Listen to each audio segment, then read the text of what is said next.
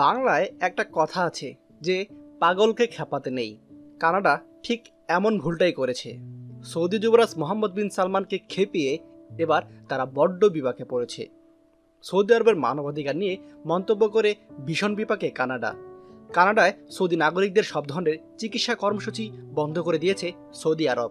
এমনকি দেশটিতে বর্তমানে চিকিৎসাধীন যেসব সৌদি নাগরিকরা আছেন তাদের কানাডার বাইরে অন্য কোথাও চিকিৎসা ব্যবস্থা করার বিষয়ে কাজ চলছে, কথা জানিয়েছে সৌদি প্রেস এজেন্সি। এদিকে সৌদি আরবের সঙ্গে অচলাবস্থা কাটাতে সৌদি আরবের মিত্রদের দ্বারস্থ হয়েছে কানাডা সরকার। তারা চায় দ্রুত এই অচলাবস্থা কাটাতে, যদিও তাদের এখন পর্যন্ত সাড়া মেলেনি। সৌদি আরবের সঙ্গে অচলাবস্থা কাটাতে সংযুক্ত আরব আমিরাত ও ব্রিটেনের সহযোগিতা চেয়েছে কানাডা। এক গোপন সূত্রে বরাদ দিয়ে এমনটা জানিয়েছে বার্তা সংস্থা রয়টার্স। দেশ দুটিকে কানাডা অনুরোধ করেছে এই সংকটে মধ্যস্থতা করতে। অন্যদিকে কানাডার সবচেয়ে বড় বাণিজ্যিক ও সামরিক অংশীদার আমেরিকা নিজেদের রেখেছে এই সংকটের সাইডলাইনে। তারা কোনো কথাবার্তাই বলছে না। এমনটি দেশটি বলছে তারা এ বিষয়ে কোনো হস্তক্ষেপ করবে না। ফলে সৌদি আরবকে চটিয়ে কানাডা যে বড় বিপদে পড়েছে সেটি নিশ্চিত। নাম প্রকাশ না করা শর্তে সূত্রটি রয়টার্সকে জানিয়েছে সৌদি আরবে আঞ্চলিক মিত্রদের দ্বারস্থ হবে কানাডা। এর মধ্যে প্রধান হল সংযুক্ত আরব আমিরাত। তারা চায় দ্রুত বিষয়টি মীমাংসা করতে। আরেকটি সূত্র জানিয়েছে কানাডা এই সংকট কাটাতে ব্রিটেনের সহযোগিতা চাইছে। মঙ্গলবার ব্রিটেনের সরকার উভয় দেশকে মাথা ঠান্ডা রাখার পরামর্শ দিয়েছে।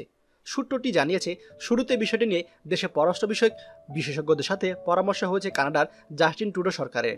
তাদের পরামর্শে হয়তো সৌদি মিত্রদের দ্বারস্থ হয়েছে তারা।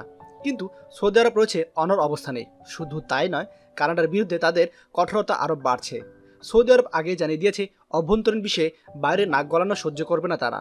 সর্বশেষ চিকিৎসা সেবা বন্ধ করে দেওয়ার মধ্য দিয়ে কানাডার প্রতি সৌদি আরবের কূটনৈতিক কঠোরতা আরও জোরদার হলো।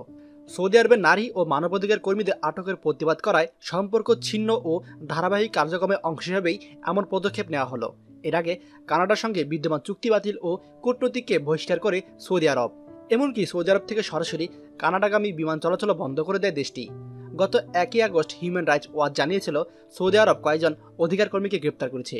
এদের মধ্যে কয়েকজন ছিল আলোচিত সমালোচিত সামাদ বাদাবি। এই বিষয়ে উদ্বেগ প্রকাশ করে শুক্রবার অন্য অধিকার কর্মীদের পাশাপাশি সামার বাদাবির অবিলম্বে মুক্তি দাবি করেছিল কানাডা। কানাডার এই অবিলম্বে মুক্তির দাবি শব্দটি ভালো লাগেনি সৌদি আরবের। কানাডার আহ্বানের প্রাথমিক প্রতিক্রিয়ায় সৌদি আরব বলেছিল কানাডার বক্তব্য সৌদি আরবের অভ্যন্তরীণ বিষয়ে খোলাখুলি হস্তক্ষেপ, যা আন্তর্জাতিক রীতিনীতি ও বিধির খেলাপ। এরপরই কানাডার বিরুদ্ধে ধারাবাহিক ব্যবস্থা নেওয়া শুরু করে আরব দেশটি। গোপন সূত্রের ভিত্তিতে জানা গিয়েছে সৌদি আরবের যুবরাজ মোহাম্মদ বিন সালমান তারই আদেশে মূলত কানাডার বিরুদ্ধে এরকম অভিযান চলছে। তাই আপনারা বুঝতেই পারছেন যে সৌদি আরব যুবরাজ মোহাম্মদ বিন সালমান এখানে পাগলের ভূমিকা পালন করছে। কানাডা যেহেতু পাগলকে খেপিয়েছে, তাহলে এই পাগলের পাগলামি এখন তাদেরকে সহ্য করতে হবে। এখন দেখতে হবে এই পাগল আর কি করে। আপনাদের এই নিয়ে কার কি মন্তব্য অবশ্যই কমেন্টে জানাতে ভুলবেন না। ভিডিওটি গুরুত্বপূর্ণ, তাই সকলের সাথে অবশ্যই শেয়ার করবেন। আর আমার চ্যানেলে আপনি আজকে নতুন হলে চ্যানেলটি অবশ্যই সাবস্ক্রাইব করুন সৌদি আরবের সকল লেটেস্ট নিউজ আপডেট সবার আগে পাওয়ার জন্য। ধন্যবাদ।